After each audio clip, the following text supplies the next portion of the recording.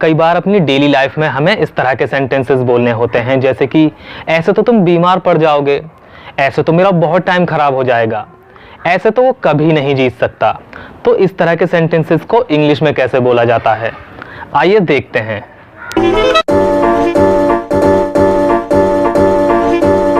इस तरह के सेंटेंसेस को इंग्लिश में बोलने के लिए जिस स्ट्रक्चर का यूज किया जाता है वो है दिस वे।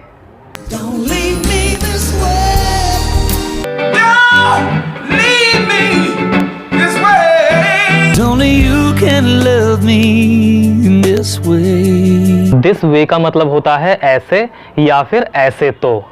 ऐसे तो न देखो, ऐसे तो हाल दिल का सुनाया न जाएगा। ऐसे या फिर ऐसे तो के अलावा इसका मतलब इस तरह से या फिर इस तरह से तो भी होता है। चारों का ऑलमोस्ट एक ही सेंस है, केवल कहने का फर्क है। कोई कैसे बोलता है, कोई कैसे बोलता है, लेकिन सेंस सभी का सेम है। चलिए इसको यूज करने का रूल देखते हैं। इसको दो तरह से यूज किया जा सकता है।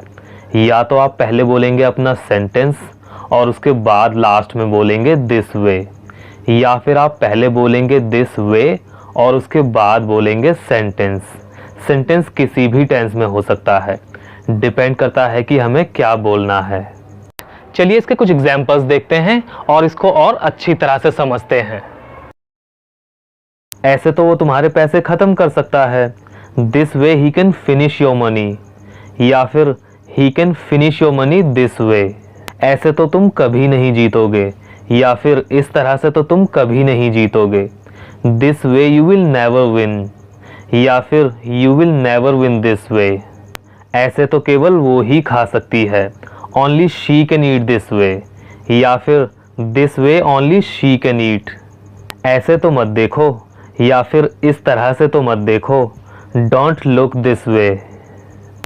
ऐसे तो कोई नहीं करता, no one does this way. तुम ऐसे क्यों बात कर रहे हो, या फिर तुम इस तरह से क्यों बात कर रहे हो, why are you talking this way. क्या तुम हमेशा ऐसे सोचोगे, या फिर क्या तुम हमेशा इस तरह से सोचोगे, will you always think this way.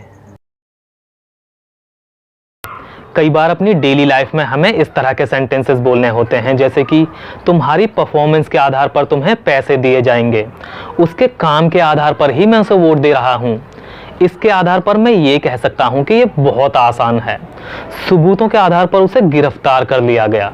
तो इस तरह के सेंटेंसेस में ये जो के आधार पर है, इसको इंग्लिश में बोलने के लिए कौन से स्ट्रक्चर का यूज किया जाता है, आइए देखते हैं। इसको इंग्लिश में बोलने के लिए जिस स्ट्रक्चर का यूज किया जाता है वो है ऑन द बेसिस ऑफ।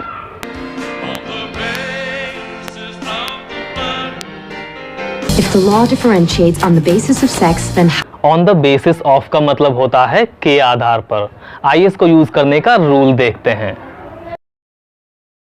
इसके रूल के लिए सबसे पहले बोला जाता है सेंटेंस, और सेंटेंस के बाद बोला जाता है ऑन द बेसिस ऑफ, और उसके बाद बोला जाता है नाउन। अगर नाउन की जगह कोई वर्ब है तो उसको आईएनजी के साथ बोला जाएगा। इसको यूज करने का एक और रूल भी है। उस रूल के अकॉर्डिंग सबसे पहले बोला जाता है ऑन द बेसिस ऑफ, और उसके बाद बोला जाता है नाउन या फिर वर्ब प्लस आईएनजी, और उसके बाद लास्ट में बोला जाता है सेंटेंस। चलिए इन दोनों ही रूल्स के अकॉर्डिंग इसके कुछ एग्जांपल्स देखते हैं और इसको और अच्छी तरह से समझते हैं। तुम्हारे काम के आधार पर मैं तुम्हें पैसे दूंगा, I will give you money on the basis of your work, या फिर on the basis of your work I will give you money. इसके आधार पर मैं कह सकता हूँ कि ये बहुत आसान है, on the basis of this I can say that it's very easy. सबूतों के आधार पर उसे गिरफ्तार कर लिया गया, he was arrested on the basis of evidence, या फिर on the basis of evidence he was arrested. आपको आपकी क्वालिफिकेशन के आधार पर सेलेक्ट किया जाएगा, you will be selected on the basis of your qualification. ये पैसिव वॉइस का सेंटेंस है। अक्सर अपनी डेली लाइफ में हमें इस तरह के सेंटेंसेस बोलने होते हैं, जैसे कि एक तरह से तुम दोनों भाई हो, एक तरह से ये बात सच है, एक तरह से तुम सच कह रहे हो क्योंकि ऐसा मेरे साथ भी हुआ था। एक तरह से तुम दोनों ही विनर हो। इस तरह के सेंटेंसेस को इंग्लिश में बोलने के लिए कौन से स्ट्रक्चर का यूज़ किया जाता है, मतलब कौन से फ्रेज का यूज़ किया जाता है, आइए देखते हैं। गाइज, इस तरह के सेंटेंसेस को इंग्लिश में बोलने के लिए जिस स्ट्रक्चर का यूज़ किया जाता है वो है इन अ वे।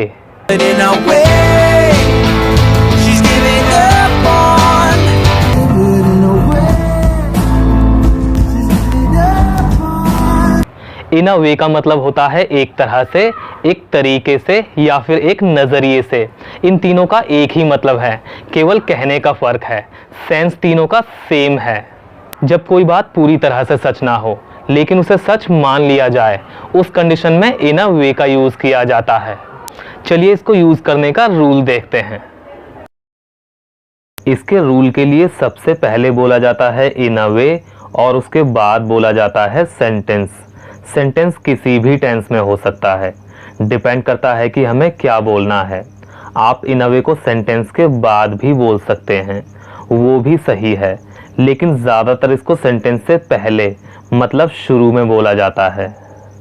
चलिए इसके कुछ एग्जाम्पल्स देखते हैं और इसको और अच्छी तरह से समझते हैं। एक तरह से तुम मेरे भाई हो, in a way you are my brother.